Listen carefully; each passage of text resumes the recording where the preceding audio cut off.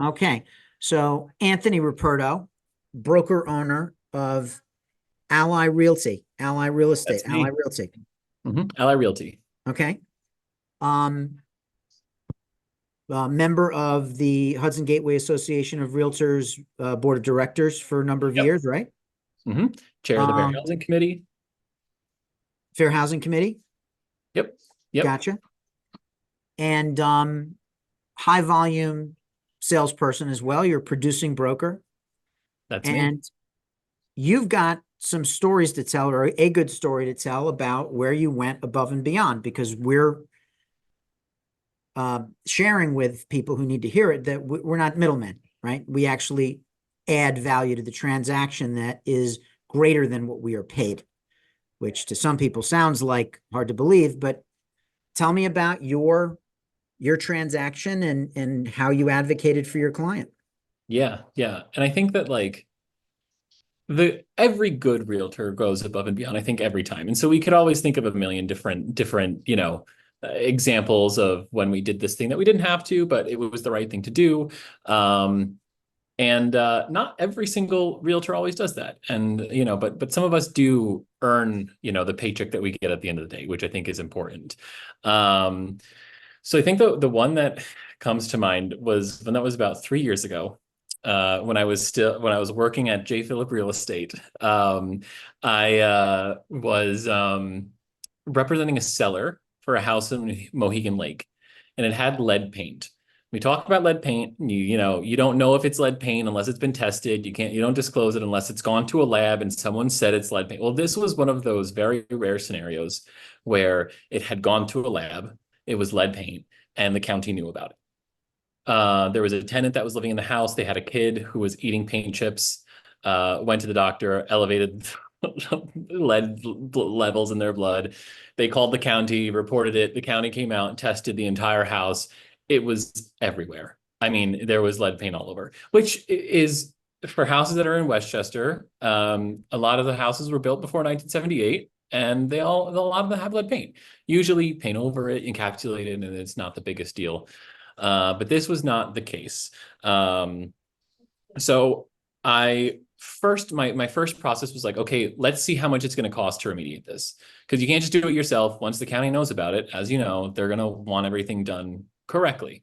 So I was like, okay, let's first step, figure out what is it going to cost to fix this. So I had a couple people come out. My clients were not living at the house. They were a couple states away. They were elderly. So I was going there. I was meeting them. About $40,000. And this was not a big house. So 40,000 was a big chunk of what their market value was.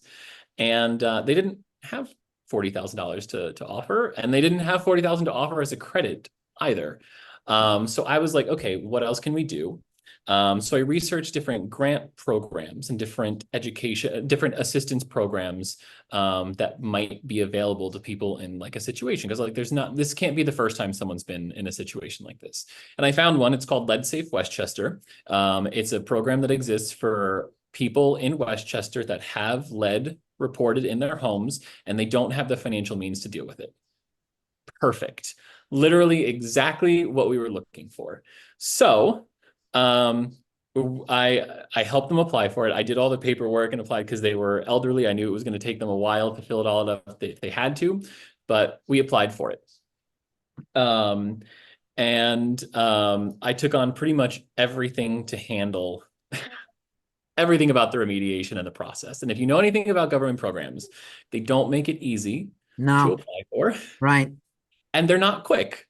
So I spoke at length about the entire problem at the house to the people at the program. I explained everything. I wanted to be honest because they were going to figure out about anything down the line anyway. So I told them, they're selling. I asked how long it would take. Oh, a couple months. If the new owners would be able to take it over if it wasn't done. Yeah, it should be fine. I asked if to be able to if they'd be able to cover the full cost of what needed to be done because there was a lot. And they were like, yes, we have millions of dollars. We need to spend it. Just put in your application. So we started this in June of 2021. So we got approval for their grant in August. after jumping through enough hoops to like start a career in the circus.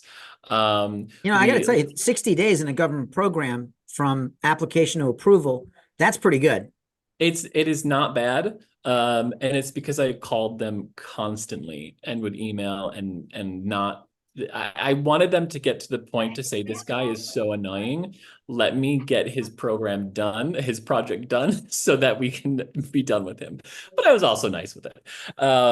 So we listed in July, multiple offers, even with the lead paint issue.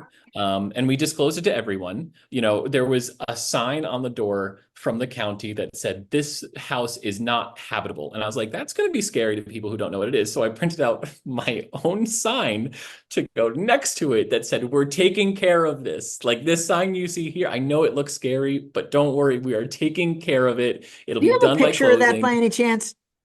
I definitely do. I All right. definitely do. I will send it. Get me a picture of that because it'll go like right, there, right? I want to see Yeah, that. yeah. As I'm That's talking great. about it, just right That there. is advocacy right there. So listen, I knew that I saw that sign and I said, that's going to turn off so many people. And my sellers are they want to take care of it. So I'm not going to let that just scare everybody off. So we go under contract. We find a buyer who is willing to waive appraisal, which is great. And I mean, this was summer of 2021. So like craziest time of real estate that I can Absolutely. remember. So we go under contract. The program, Lead Safe Westchester, comes out. They do a full scope of the house. They take weeks to get back to us. But good, things are moving. Great. I'm happy. More weeks pass. The scope has not gone out to contractors. The appraisal's done. It comes back. It's fine, even though they had waived it. Late September comes. We went under contract in July. We got approval in August. Late September comes. Bids still haven't gone out to contractor. And then the municipals come back. 2 open permits that need to be closed out. Great. Oh my God. Love it. There's always more. I have to go buy smoke detectors and install them at the house because my sellers are like 90 and they live 2 states away. Anyway, we close out the permits. Fine. Great. Buyer has cleared to close. It's October. We finally hear back from the program. Great. They have work they're planning on doing. And by the end of the month, they should finally have bids from contractors. Okay, now it's mid-November. No bids. And then they say, oh, okay, we should have something in another week. And then another week they do, and it's late November. Uh-huh. And they tell us, they send us the contractor that got it, and they send us a list of all the things that they have to do. And they say, in red are the things that we can't cover. And it's like half of the stuff that has to be done. Oh my God. The program said they're going to cover like the windows. They're going to replace all the windows, but they weren't going to touch any of the actual lead paint they weren't going to cover the work, the price of the work to remove the lead paint and repaint. And so I was like, you can't just, you what do you told do us you were going to, you have millions of dollars and you're not going to. So we say, fine, whatever you're going to do, just get started because it's November. We started this process in June. So, and we have a buyer that has cleared to close and wants to close, and my sellers want to close as well. Let me hit pause for just a second, just to sum up. Yeah. So you take the listing, these people have a $40,000 remediation bill, and you go and find the 40 grand. You navigate through a government program in 60 days, which is like lightning fast. In the middle of that application process, you find a buyer who signs the contract in July, who is invested in and signed on to the fact that this is going to get remediated on your documentation, your say so, your proof, right? This is the paper trail. This is what we're doing. So they're confident. Their lawyer is confident because it's not really convincing the people. It's really convincing their attorney, right? Yeah. And then you keep them in this through November. No one's like, the deadline's passed, we want out. You keep the whole deal together. For and months now we're in November when they have their clear to close. Okay. And then 2 open permits. We and then the open permits. Yeah. Okay. We fixed that, and yeah, so that's a good summary of pretty much where we're up to, because then the metaphorical feces hits the fan. So they tell us that they can't cover all of it. They cover half of it or so. And we say, okay, get started. December comes and goes. It is now the following year. It is 2022 now. And we're waiting on an update for when the work is going to get done. I talk to them and they say March. They want to start in March because they don't want to do the work in winter. Okay. And I'm like, absolutely not. You told me a few months. This is we have people waiting to buy the house. So now the buyers want to close without waiting. They just want to close. They don't care. I do some more digging and I talk to them and I say, hey, remember when you told me that the new buyers could assume, the process? Can we start that? Oh no, they can't. Okay, Thank you, so where government. did that come from? Um, the application will not transfer to the new owners, and if they want to do this, they have to start from scratch and do everything over again. So instead, I now shift to none of what we did over the last 6 months, 8 months matters anymore. None of it. None of it matters. What do we do now to keep these people on? What do we do to just get closed? Because all of that time we tried to get it to work, and it is apparently not going to work. So we work on a credit. We work on offering the buyer something that would say, you can still take care of this yourself, but we want to close. You want to close. You're very invested at this point. And we give them a $5,000 credit. And they accept it. They accepted it. Do you know, so you got basically a $40,000 problem solved with $5,000. Mm-hmm. Absolutely. And we had disclosed everything. I mean, they knew the extent of what it was going to No, it's cost. full. No one got Told them everything. fooled. No cloak and debt, no hidden. But we got to a point where, transparency, complete yeah, transparency. yeah, we got to a point where my sellers were like, look, we had a bunch of offers. It's still a crazy market. If we have to go back, that house is vacant. We can do that. So we offered them what we offered them, and they took it. And they said, okay, we'll deal with it ourselves. And then we closed. Everyone was happy. Permits got closed out by me. Months of wasted time trying to negotiate a deal of What were the permits for? Do you remember? I'm sorry? Do you remember what the open permits were There for? were two. One was for not having smoke detectors. Okay. And one was they had done something to the air conditioning and it wasn't fully permitted. So they had to have an electrical inspector come out and check stuff. So, That's involved. Yeah. Yeah.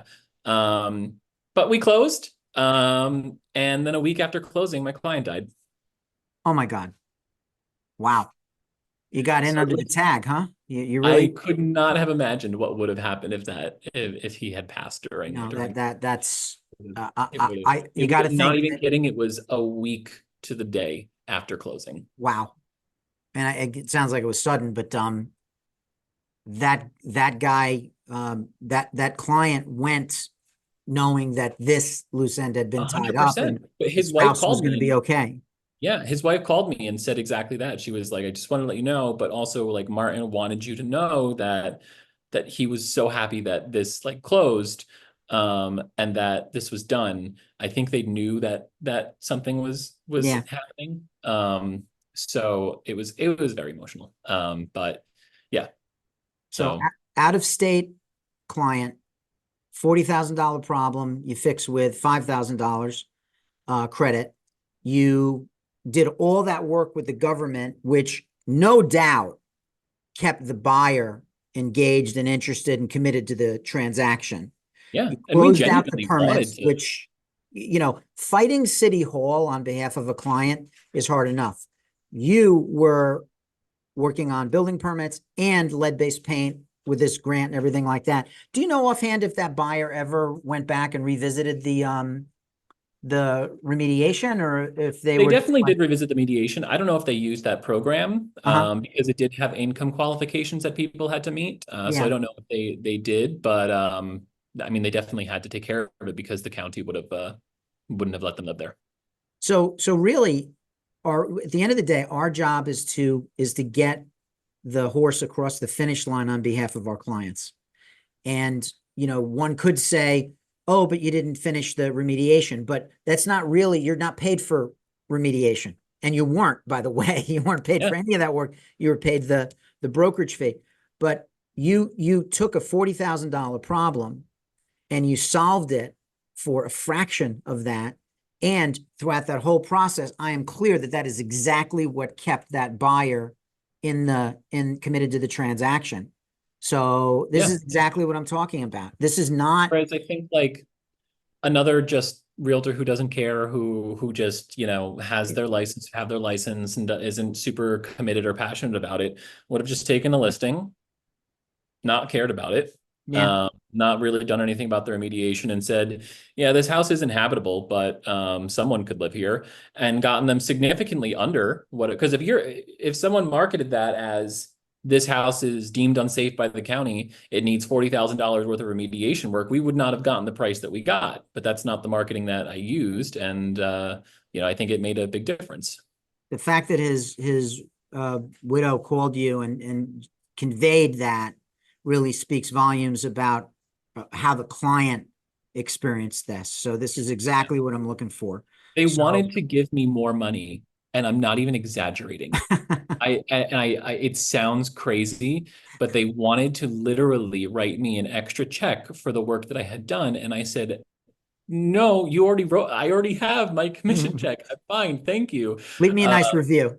yeah, write me a nice review. That is it. Yeah, yeah, I love it, Tony. I'm proud of you. And I got to tell you, this is, even though this all occurred under my nose as your broker, I don't even remember this. You did not come to me and say to me, I need your help with this. You went and did this on your own. Meanwhile, I have agents that are like, oh my God, the neighbor has a car missing a hubcap next door. What are we gonna how are do? we gonna spin this? Yeah. Yeah, Like, and meanwhile, you're like slaying dragons.